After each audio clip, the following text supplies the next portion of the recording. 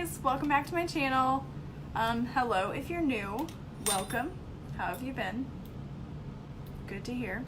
Okay, so today in this video I'm going to show you guys how to make a key fob or key ring or wristlet strap, whatever you want to call it, but we are going to be using this hardware today.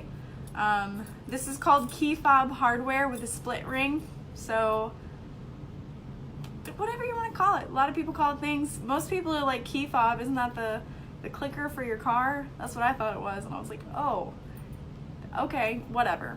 It holds your keys.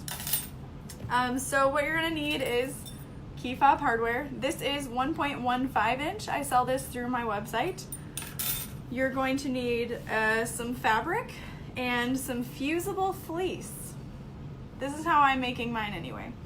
And then some clamps. These are actually like glass breaking pliers. So I've had these for a really long time and the tips are breaking off. You can buy new ones through Amazon, but you can also just kind of like shimmy it up, call it a day, whatever. Anyway, so what I have done is I cut a 4-inch by 16 or 18-inch piece of fabric, and I'm using this fabric here. I'm not sure I can say the name, so I won't, but you can see it. It's like when you have thread and it becomes a mess and it gets... Okay, anyway. So there's the fabric I'm using.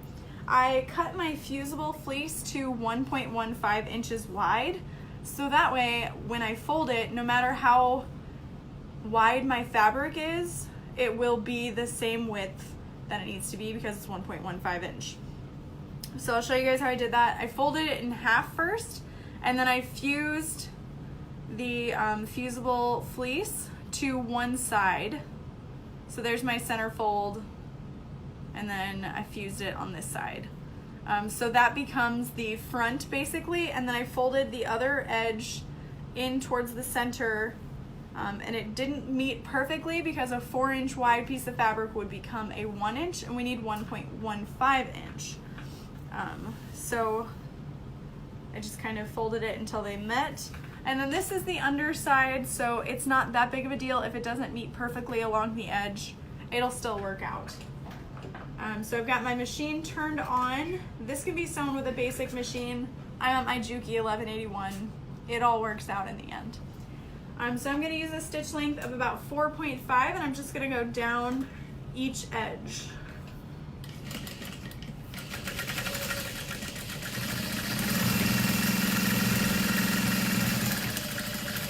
You can sew along the short edge if you would like, but I'm not going to. Well, I'm going to. I'm just kidding.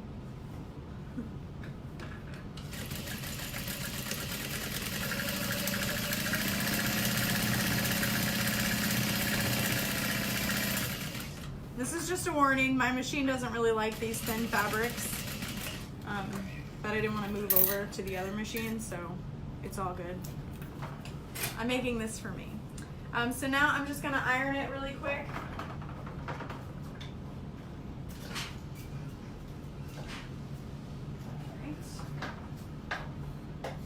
And if you wanted to, you could sew down the center again. You could add more stitches along this piece. If you wanted it to be even sturdier, you could add some SF 101 or even 809. It's up to you.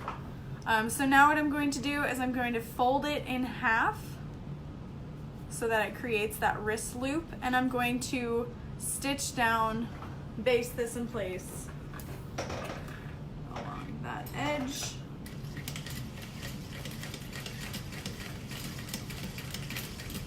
And then back stitch at the start and the stop. Trim my excess threads.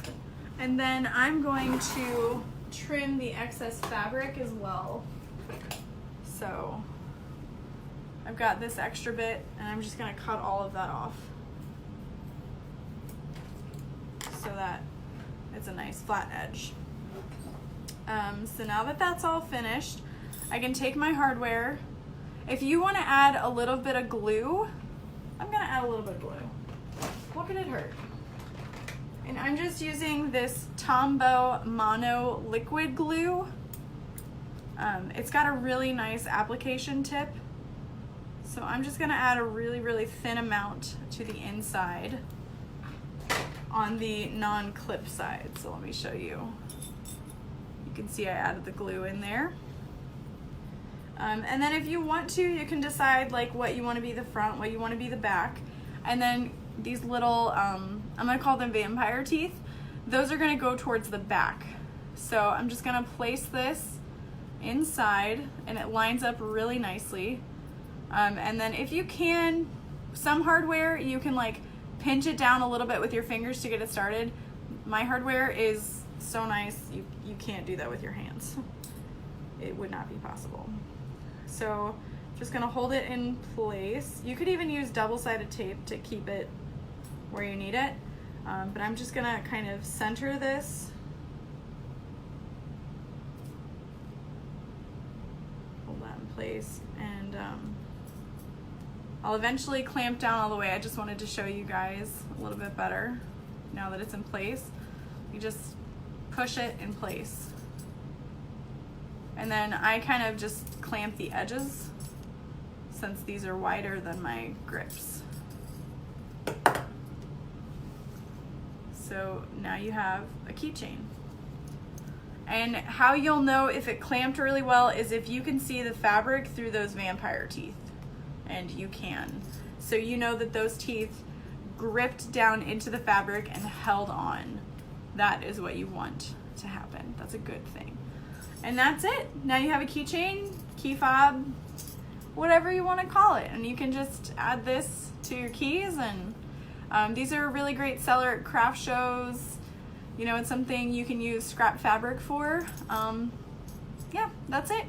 Feel free to leave a comment below and let me know that you enjoyed this video.